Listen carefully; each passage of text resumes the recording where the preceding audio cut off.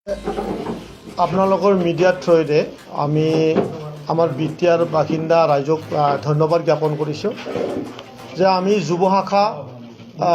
কেন্দ্ৰীয় যুৱ শাখা আৰু মাইনৰিটি চেলৰ কেন্দ্ৰীয় মাইনৰিটি চেলৰ নেতৃত্বত আমি বিগত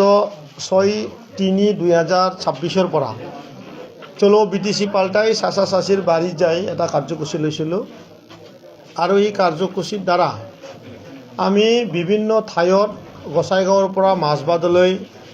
আমি আমাৰ চাচা চাচি আৰু আমাৰ জ্যেষ্ঠসকল যুৱসকল সকলোকে আমি লগ পাইছোঁ আৰু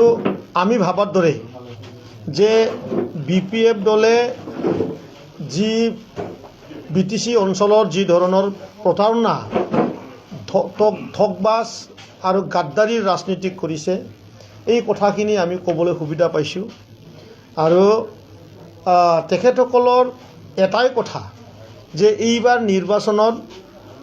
মুছলমানসকলে একেকোবে BPFক বিদায় দিয়াৰ কাৰণে সাজু হৈছে। তেখেতসকলৰ কথা এটাই কথা যে 28টা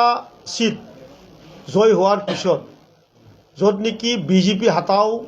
UPPL হাতাও BTC বাচাও শ্লোগানেৰে তেখেতসকলে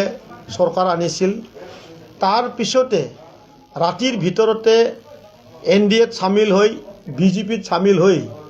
মুছলমান সমাজক গাদ্দাৰী কৰা বুলি তেখেতসকলে কৈছে। মনত প্ৰত্যেকটা মুছলমানৰ সমাজত আঘাত এটা বহিছে, দুখ এটা বহিছে, ভয় আতংক এটা পৰিৱেশ তেখেতসকলে অনুভৱ কৰিছে আৰু কৈছে যে আমি এইবাৰ UPPLক সহায় কৰিম, আমি UPPLৰ লগত থাকি যোৱা নিৰ্বাচনত যি আমি ভুল কৰিছিলোঁ এইবাৰ আমি ভুল নকৰোঁ, UPPLক জয়যুক্ত কৰি তেখেতসকলে অনাগত সময়ত BTCৰ শান্তি আনাত কাম কৰিব বুলি তেখেতসকলে আমাক প্ৰতিশ্ৰুতি দিছে। আৰু এইখিনিতে আজি যিহেতু আমাৰ শেষ দিন চাচা চাচি বাৰী যোৱা BTC পাল্টোৱা যোনটো আমাৰ কাৰ্যসূচী আছিলে, আমি যুৱ শাখাই কেন্দ্ৰীয় যুৱ শাখাই নতুন এটা কাৰ্যসূচী হাতত ল'ম। 9 তাৰিখত যি নিৰ্বাচন, এই 9 তাৰিখৰ প্ৰাক মুহূৰ্তলৈ কেন্দ্ৰীয় যুৱ শাখাই দায়িত্ব লৈছে এইবাৰ কমচে কম 10জন MLA জিকাই পেলাই আমি BTCত নতুন এটা চৰকাৰ আনাৰ যি আমাৰ পৰিকল্পনা 10জন MLA আনি জয়যুক্ত হৈ আমি 2 মাহৰ ভিতৰত BTC চৰকাৰটো ভাঙি নতুন কৰি ইলেকশ্যন কৰা আমাৰ যোনটো পৰিকল্পনা, তাৰ কাৰণে নতুন এটা আৰু আমি মিছন আমি পালেনে বুলি এটা আমি মিছন লৈছোঁ আৰু সেই মিছন পালেনেত আমি প্ৰত্যেকটা বজাৰত গৈ পেলাই প্ৰত্যেকটা দোকানত গৈ পেলাই আমি তেখেতসকলৰ যোনটো 5টা গেৰেণ্টিৰ কথা আছিলে সেই গেৰেণ্টিসমূহ পাইছেনে আমি পালেনে বুলি শব্দৰে আমি সোধপোছ কৰিম। আপোনালোকৰ ছ'চিয়েল মিডিয়াৰ আমি সহায় ল'ম। আমাৰ বিভিন্ন সহায়কাৰী উইংছ আছে, এই বিভিন্ন সহায় কৰা উইংছৰ আমি সহায় ল'ম। তো মই থুলমূলে বিটিয়াৰ বাসিন্দা ৰাইজক মই ধন্যবাদ জ্ঞাপন কৰিছোঁ। বিশেষ কৰি আমাৰ প্ৰেছ মিডিয়াৰ যি আমাৰ ভাইসকল আছে আপোনালোকক কৈছোঁ মই ধন্যবাদ জ্ঞাপন কৰিছোঁ। এই যাত্ৰাত চলো BTC পাল্টাই চাচা চাচিৰ বাৰীত যায় এই যাত্ৰাত আপোনালোকে আমাক কণ্টিনিউৱাছলি আপোনালোকে আমাৰ এই প্ৰগ্ৰামসমূহ কাভাৰ কৰি আহিছে, মই হৃদয়ৰে ধন্যবাদ জ্ঞাপন কৰিছোঁ। আমাৰ এটাই কথা যে আমি একলা চলো নীতি আমি লৈছোঁ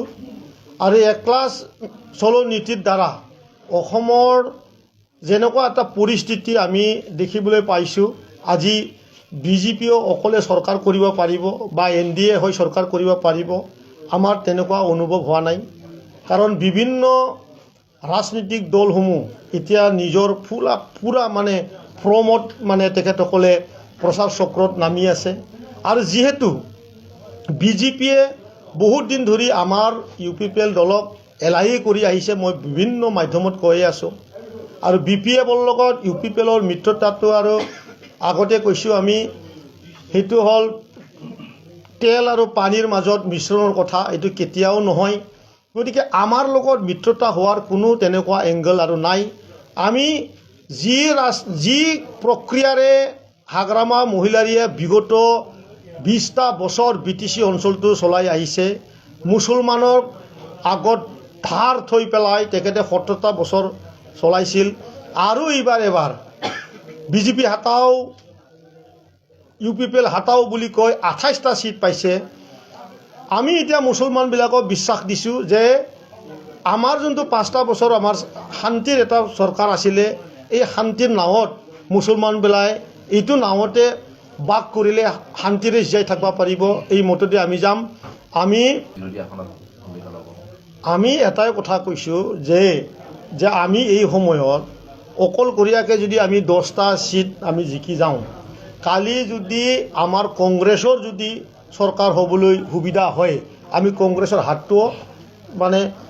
টাইট কৰাৰ কাৰণে চৰকাৰ গঠন কৰাত আমি তেখেতসকলৰ লগতো থকাৰ কাৰণে আমি ৰাজি আছোঁ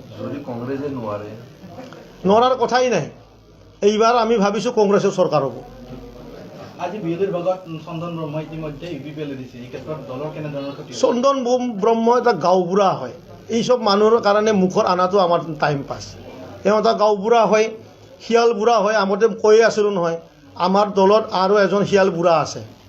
মই কৈছিলোঁ 3জন শিয়াল বুঢ়া আছে 2টাটো আমি লাট মাৰি সিদিনাখন পঠাই দিলোঁ আৰু এটা যাওঁ কৰি আছিল এটা আৰু বুঢ়া আছে এই চন্দন ব্ৰহ্মই আছিল তেখেতকো আমি ৰাতি ঠিকছে লাইঠাই আছিলোঁ জল পটাপট যায় ইয়াৰ পৰা মই কৈছোঁ হাগ্ৰামা মহিলাৰী ডাঙৰীয়াই BTC ৰাজনীতিটো এইকাৰণে ভাল পায় তেখেতে শ্ৰীৰামপুৰৰ সিন্ডিকেটৰ দ্বাৰা BTCখন চলায় এইটো স্পষ্ট কথা সিন্ডিকেটত আজি ব্ৰইলাৰৰ পৰা মাছৰ পৰা তুলাৰ পৰা চব্জিৰ পৰা কণীৰ পৰা যেনেকুৱাকৈ পইচা তুলি আছে তেখেতসকলে ৰাতিৰ ভিতৰত 20 কোটি 30 কোটি 40 কোটি 50 কোটি টকা তুলি আছে তাৰ কাৰণে তেখেতে BTC এৰিব নোৱাৰে আৰু তাৰ কাৰণে তেখেতে দিল্লীৰ ৰাজনীতিটো এভইড কৰি পেলাই ইয়াতে নিজৰ পকেট গৰম কৰাৰ কাৰণে নিজৰ সম্পত্তি আৰ্জন কৰাৰ কাৰণে ৰাজনীতিটো তেখেতে ভাল পায় আনফালেদি UPPLে 5000 মানুহৰ তেজৰ বিনিময় BTC চুক্তিয়ে কওক BTR চুক্তিয়ে কওক সেই চুক্তিৰ ৰূপায়ণৰ কাৰণে বিশেষ কৰি 125 এমেণ্ডমেণ্ট বিল যোনটো চেণ্ট্ৰেলৰ পৰা ডাইৰেক্ট ফাণ্ডিং 60টা সমষ্টি নিৰ্ধাৰিত কৰা যোনটো কাম সেইটো কোনোবা BTCৰ MCLে BTCৰ চিবে দিল্লীত কোনোবা প্ৰধানমন্ত্ৰীৰ লগত MLAৰ লগত বা পাৰ্লামেণ্টত থাকি পেলাই তেখেতে কোৱা কোনো কথা অথৰিটি নাই গতিকে ৰাজ্যসভাৰ সাংসদ আৰু লোকসভাৰ সাংসদ এই সাংসদসকলে BTRৰ যি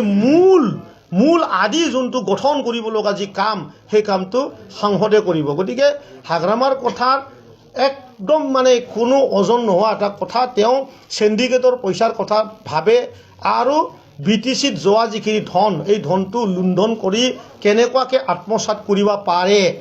নিজৰ এটা সাম্ৰাজ্য এটা গেং বনাব পাৰে সুস্থ সমাজক ইণ্টেলেকচুৱেল সমাজক বুদ্ধিজীৱিকক পঢ়া শুনা থকা শিক্ষা থকা ল'ৰা ছোৱালীক ভৰিৰে মুহুৰাই পেলাই ৰাজনীতি কৰি ভাল পায় এই ব্যক্তিটোৱে হ'ল হাগ্ৰামা মহিলাৰী Thank you. ইতিমধ্যে আজি নিৰ্বাচন ঘোষণা হ'ল আপুনি এগৰাকী শীৰ্ষ পদত আছে আপোনালোকৰ প্ৰাৰ্থী তালিকা কেতিয়া প্ৰকাশ হ'ব আমি এই দিনটোৱে ৰখি আছিলোঁ যে আমাৰ মডেল কোড অফ কণ্ডাক্ট লাগক আজি লাগিলে হয়তো অহাকালিলে আমি অলৰেডি প্ৰাৰ্থী আমাৰ ৰেডি আছে খালি আমি আপোনালোকৰ মাধ্যমেৰে প্ৰচাৰ কৰিবলৈ বাকী আছে